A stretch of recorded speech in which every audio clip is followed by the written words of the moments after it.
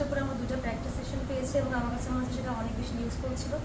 কারণ হচ্ছে এসব কন্ডিশনে আসলে আমরা অনেকেই ইউজ ছিল না, বাট মোরালেস যেভাবে আমরা 2টা সেশন করেছি আমার কাছে মনে হচ্ছে ব্যাটাররা অনেক বেশি কনফিডেন্ট এবং যেহেতু ব্যাটে বলে অনেক ভালো আসে এবং বলাররাও তাদের কোচের সাথে কাজ করেছেন, তো আশা রাখি যে আমরা সিরিজটা খুব ভালোভাবে স্টার্ট করতে পারবো।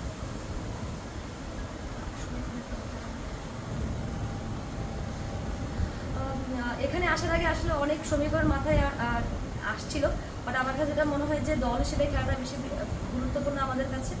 কারণ পয়েন্ট গ্র্যাবের আগে আসলে ভালো ক্রিকেট খেলাটা অনেক বেশি ইম্পর্টেন্ট। সো দলের সবার ভিতরে এই মনোভাবটাই আমি দেওয়ার চেষ্টা করছি যে ইটস নট অ্যাবাউট যে আমরা ওডিআই কোয়ালিফাই করতে হবে, আমাদের পয়েন্ট গ্র্যাব করতে হবে, এটা না, যেন সবাই সবার নর্মাল ক্রিকেটটা খেলতে পারে কোনো প্রেশার ছাড়া। উইকেট কন্ডিশন কেমন শুনতে আমার কাছে উইকেট অনেক ভালো। আমি বলবো যে এখানকার উইকেটের খেলাটা আমার কাছে মনে হয় ব্যাটারদের জন্য অনেক বেশি ইজি হবে মোটামুটি, কারণ এখানে ব্যাটে বলে খুব ভালো কানেক্ট হয় এবং রিসেন্টলি হচ্ছে মেন্স টিম যখন খেলে গেছে তখন দেখেছি এই বলবো যে এই ভেন্যুতে অনেক বেশি রান হয়েছে। সেদিক থেকে বলবো যে আমরা অনেকটা বেশি স্বস্তির বিষয়, কারণ আমাদের ব্যাটাররা কিন্তু লাস্ট সিরিজটাতে অনেক বেশি ভালো করেছে এই ফর্মেটে। সেই দিক থেকে অনেক বেশি কনফিডেন্ট এবং যেটা হচ্ছে যে আমাদের টপ অর্ডার অবশ্যই ভালো খেলতে হবে, তাহলে আমরা একটা বড় স্কোর দাঁড় করতে পারবো।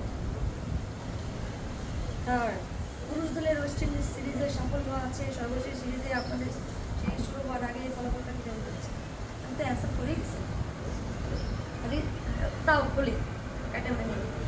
রিসেন্টলি ছেলেদের টিম এখানে খেলে গেছে এবং তারা ওডিআই অনেক ভালো খেলেছে, হয়তো আবার রেজাল্ট এভাবে আসেনি, বাট খুব ভালো ক্রিকেট খেলেছে প্রত্যেকটা ম্যাচে এবং টি20 সিরিজও নিয়েছে। তো সেই দিক থেকে আমরা ম্যাচগুলো ফলো আপ করেছি এবং সেখান থেকে কিন্তু কিছুটা হলেও আমাদের ধারণা আছে যে উইকেটটা কেমন, কন্ডিশনটা কেমন।